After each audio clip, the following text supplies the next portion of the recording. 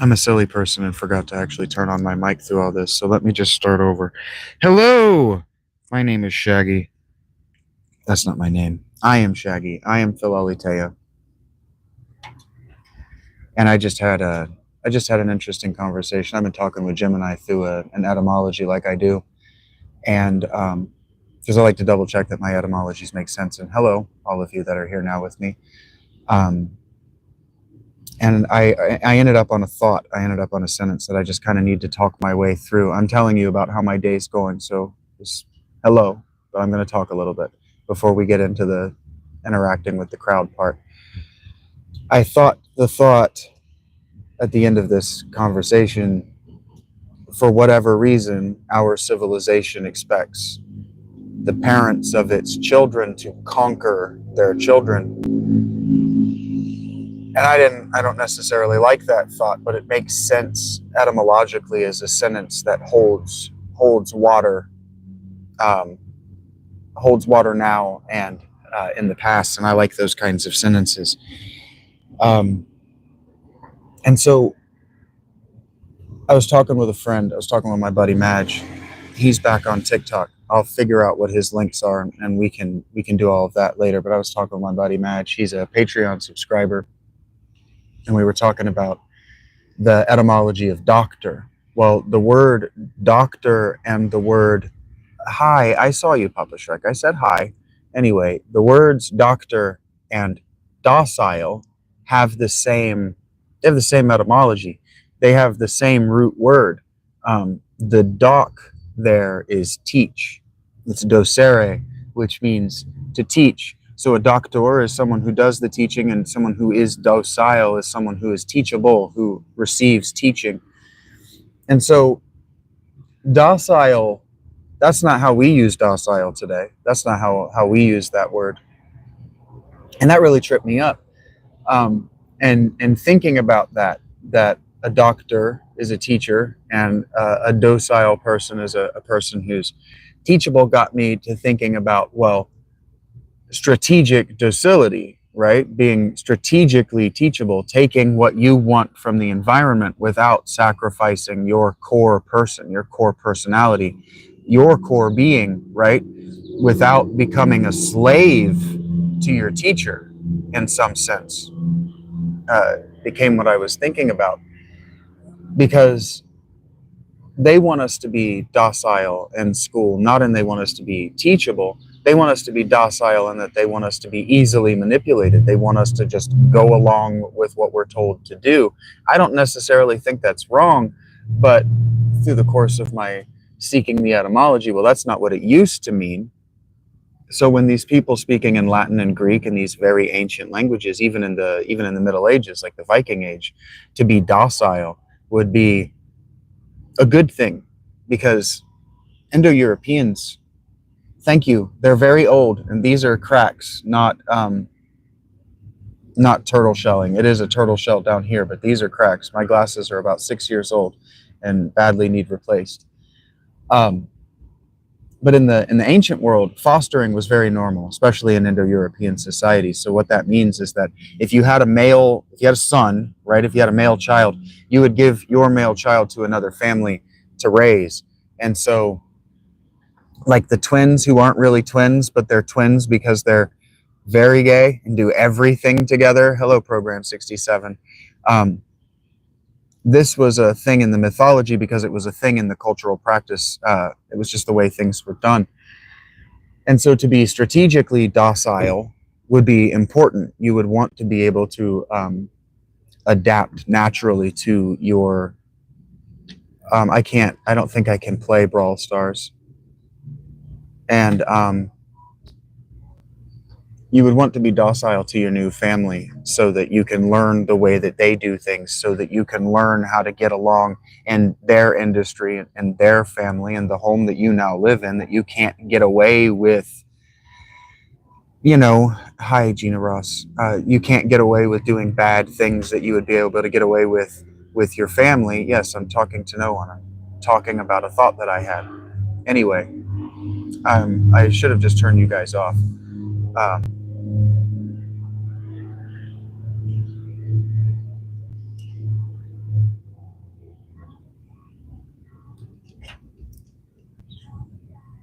Anyway, you would want to be strategically docile because you wouldn't want to give up your being. You wouldn't want to give up your character and your will because you don't live with this family to be their slave, to be subservient to them. You live with them so that you can learn how to get along in the broader society. And so, as I was thinking about this structure in the ancient world, I'm constantly comparing, okay, well, how did the ancient world become the modern world? Because I don't know why nobody else can, but I can still remember very well being a child and looking around me and wondering why all of my contemporaries were so happy to give up their will, their individuality, their personal characters, in fact, their agency and control over the narrative of their own lives. I couldn't understand why the people around me were willing to do this, and I found it strange. I found it very stressful. And so then I got to thinking about, like, even the word trauma doesn't mean the same thing that it did to these people. It doesn't mean the same thing to you that it does to a doctor. When you say, oh, I've got trauma, your doctor is going to go, okay, but you don't even have bruising. So where's the impact site? Where's the injury? Where's the significant moment in your life in which you were completely overwhelmed and your ego was absolutely certain that you were going to die? Well, that moment doesn't exist for most of the people that say they're traumatized, but saying that you're traumatized makes sense because you're experiencing repeat stress that's led to a repeat stress injury. But a repeat stress injury is called a repeat stress injury because it's not a traumatic injury. A traumatic injury is like blunt force. Being hit by a car would be a traumatic injury. Being shot by a gun or an arrow would be a traumatic injury. But going to a job that you don't like, that's not traumatic, even though it does leave you feeling traumatized, as though there is damage that has been done. But if you were able to go to a therapist and they were able to open up your brain and they were able to examine your neurons for where the trauma is, what they would find is that your stress responses, the flow chart for your decision making, for how you cope with stress, is maladaptive, meaning that you weren't strategically docile. You didn't learn how to engage in the environment in such a way that you're not stressed out by it. Because stress is like pain. Stress is an indicator on the system that you're doing something wrong. And so, like, I never found high school stressful. In fact, I never found anything stressful until I was stuck in a house alone with a woman for 5 years who was determined to make me buckle under the stress that she was putting me under. I'd never even experienced stress. Not in the way people talk about it. Like, the girls in high school, my friends were usually female because of sexual trauma in my very early life. I just don't like being around males. I don't like talking to them. I don't like seeing them. Anyway.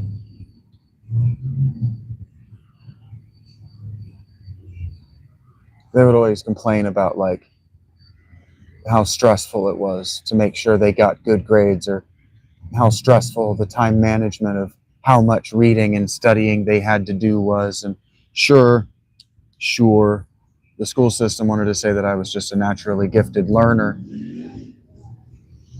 But doesn't that indicate that the strategic docility that I developed in grade school wasn't a gift, that it was a strategy that I developed over time for learning what I needed to learn to give the teachers what they needed to leave me alone? It's what I got. That's what I have now. That's what I've done to you here.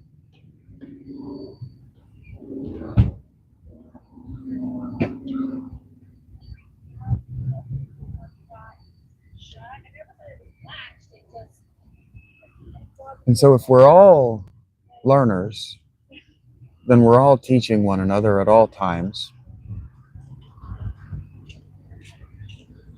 because we can't control what people learn about us. We can't control what people take away from us. We can't even control how or whether people are able to treat us with respect.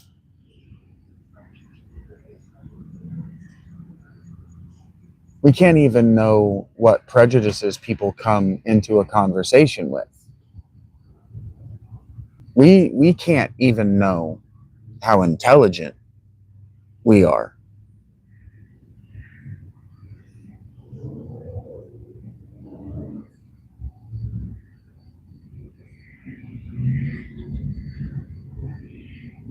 And so what does that mean?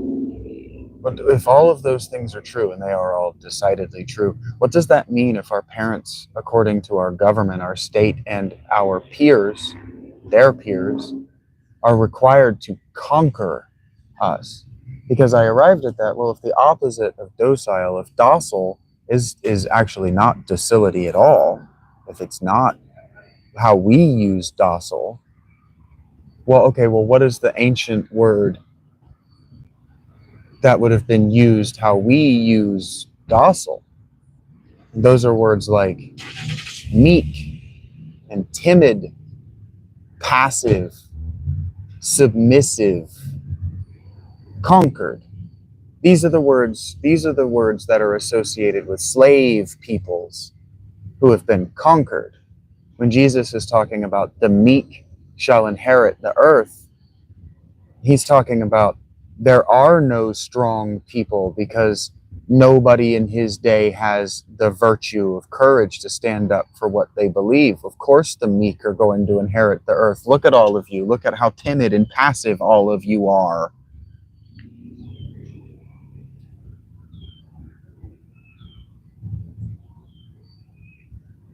And like the irony of somebody talking about docility and doctorship and teaching and being willing to be taught, and then deliberately trying to derail him. The irony there of the active resistance to new things, new people, new ideas, new forms of entertainment, new formats of presentation. It's hard to respect you.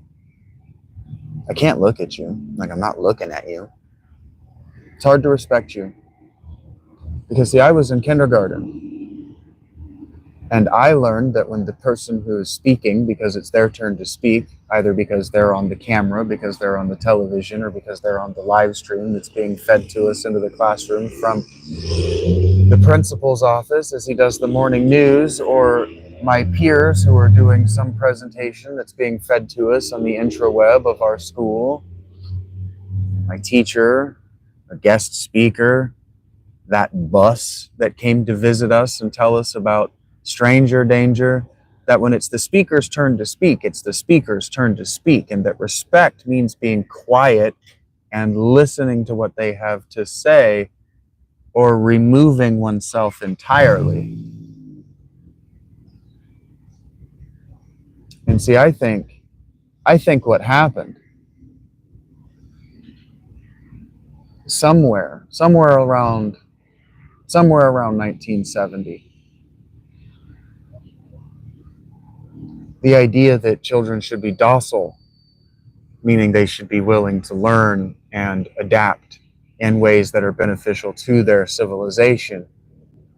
They should be docile within their civilization. Came to mean that they should be unseen and unheard. When really what it meant is that they need to be doing their study time on their time and not mine. And that I am not memorizing your spelling words for you, because I will not be writing your letters for you when you are an adult. And what happened sometime as recently as 1997, parents decided, I lean on spell check because I don't read and can't spell for shit. So if I'm the standard, well, my kids will be worse than me. Fuck it. I'm worse than my parents were.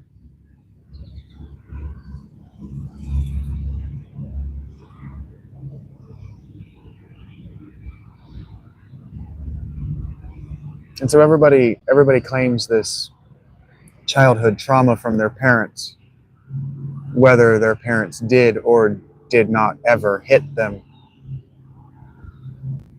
when what they're really suffering from is pattern neglect, that their parents didn't hit them.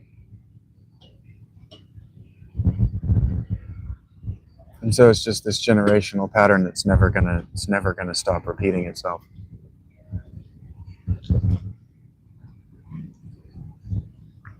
Unless somebody stands up and interjects himself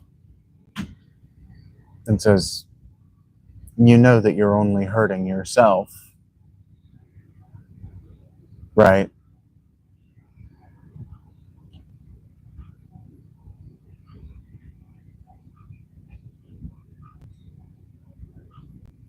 But were you conquered by your parents? That's the thing, is like, I look around at all of you and you all project this, oh, we're bad kids.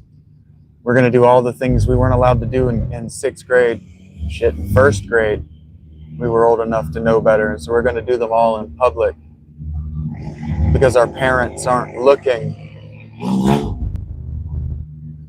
Youthful rebellion. Well, who rebels but the conquered?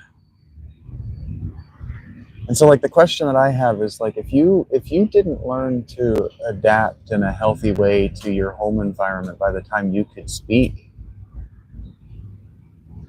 how do you think you're ever going to hold a job?